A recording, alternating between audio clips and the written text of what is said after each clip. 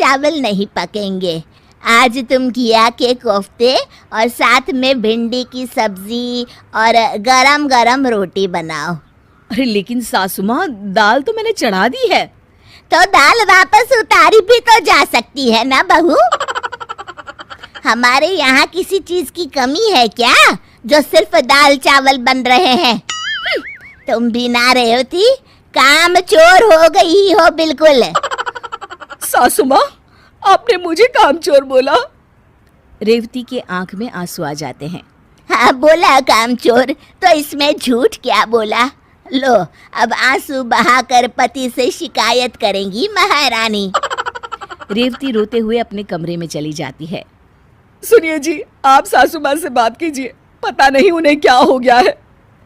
मेरी बहू के सामने मेरी आज उन्होंने इतनी बेइज्जती की है, क्या बताओ। तभी वहां दादी सास आ जाती हैं और मुस्कुराकर फिर नाटक करने लग जाती हैं। लो और सुनो, देखा सच कहा था ना मैंने कि मेरे बेटे से शिकायत करने जाएगी। हे भगवान, मेरी तो किस्मत ही खराब है।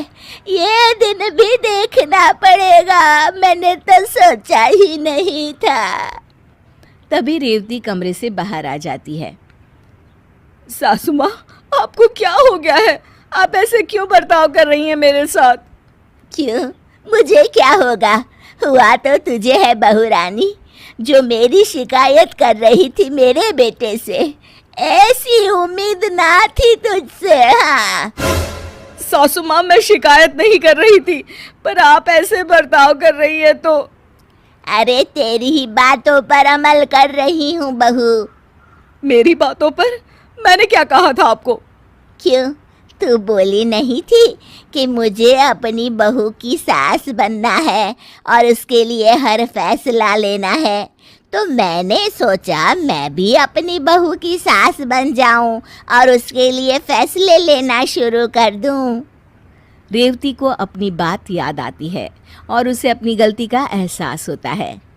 अपनी आज़ादी सबको प्यारी होती है बहू। मैंने कभी तेरे साथ कोई ऐसा बर्ताव नहीं किया जिससे तुझे कोई दुख हो, पर तू सास बनकर अपनी बहू पर हुक्म चलाना चाहती है और खुद तेरे साथ वैसा सुलूक हुआ तो रोने लगी। आप ठीक कह रही हैं सासू माँ, मुझसे गलती हो गई।